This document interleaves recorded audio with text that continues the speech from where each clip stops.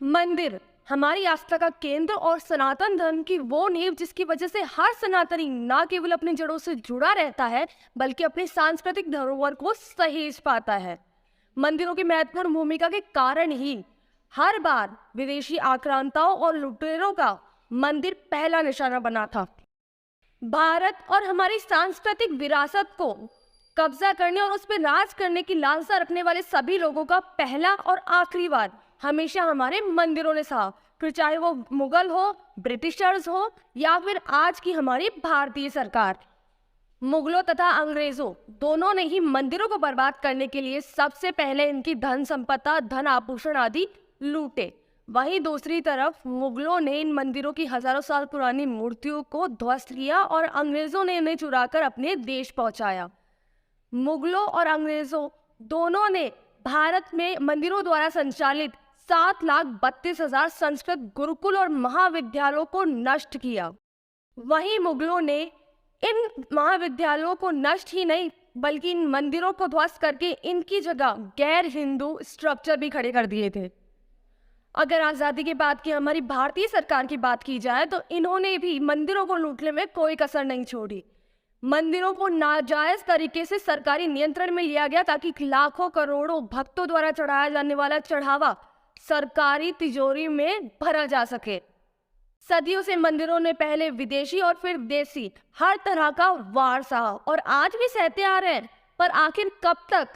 आज राज्य सरकारों के नियंत्रण में 4 लाख से ज्यादा मंदिर है जिनका 1 लाख करोड़ से ज्यादा का पैसा सरकार लूटती आ रही है। पर क्यों?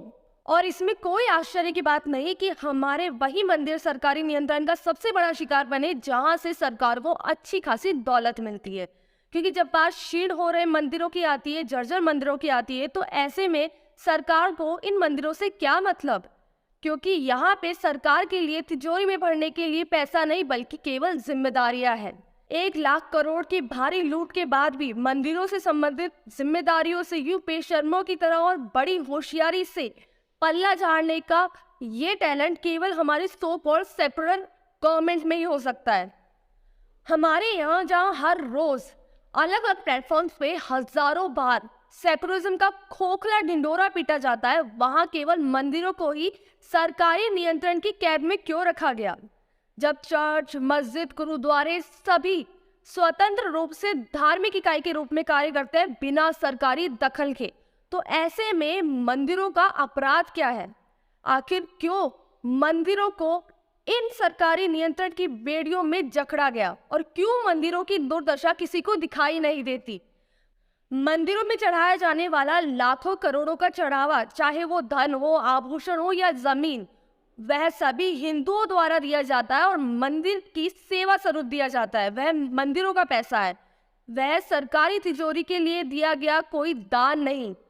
मंदिरों की धन संपदा पे कब्जा करने और हाथ फेरने के बावजूद सरकार के दोगलेपने और हिपोक्रेसी की कोई हद नहीं। मंदिरों और बाकी रिलीजियस प्लेसेस के लिए अलग अलग नियम क्यों?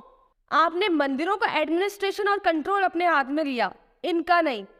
आपने मंदिरों को टैक्स देने के लिए बातें किया, परंतु इनको टैक्स फ्री। जब टैक्स लेने की बात आती है तो मंदिरों की याद आ जाती है और ऐसे सरकार के पास बजट में मंदिरों को देने के लिए कुछ भी नहीं, जबकि अन्य माइनॉरिटी के लिए अच्छे खासे मार्जिन का अमाउंट मिलता है।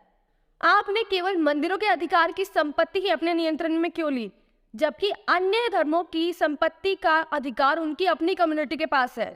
गुरुद्वारा की संपत्ति गुरुद्वारा की कमेटी द्वारा मैनेज होती है, चर्च की संपत्ति चर्च के सदस्यों द्वारा मैनेज होती है। मुस्लिमों की संपत्ति वक्फ बोर्ड मैनेज करता है और उसमें भी वक्फ के ट्रिब्यूनल को तो सरकार ने सीधे सिविल कोर्ट के पावर दिए हुए हैं और डिस्ट्रिक्ट कलेक्टर, स्टेट मिशनरी पे कंट्रोल। और बात अगर मंदिर की संपत्ति को अपने अधिकार में लेने तक ही सीमित होती तो कोई बात नहीं थी, पर सरकार के नियंत्रण में आने के बाद मंदिरों की लाखों एकड़ जमीन गायब हो गई जो उनके नाम पे रजिस्टर थी। इन जमीनों की सरकार के नियंत्रण में हेराफेरी की गई। आखिर किसी धर्म विशेष की संपत्ति का ऐसा दुरुपयोग क्यों? अकेले तमिलनाडु के मंदिरों की 47,000 एकड़ जमीन मिसिंग है। आखिर क्यों मंदिरों की जमीन, मंदिरों की संपत्ति का इस प्रकार दुरुपयोग किया गया? उन्हें व्यक्तिगत या सरकारी घोषित करके उन्हें क्यों बेचा गया? सभी धर्मों के पास अपने संरक्षण के लिए अपना स्वयं का एक बोर्ड है, पर हिंदुओं के पास ऐसा बोर्ड क्यों नहीं है? सरकार की नजर में मंदिर एक धार्मिक स्थल नहीं है, या मंदिर की अन्य धार्मिक स्थलों के बराबर कोई महत्वता नहीं है? ये भेदभाव क्यों? सभी धर्मों को और सभी धार्मिक स्थलों को एक समान क्यों नहीं माना गया?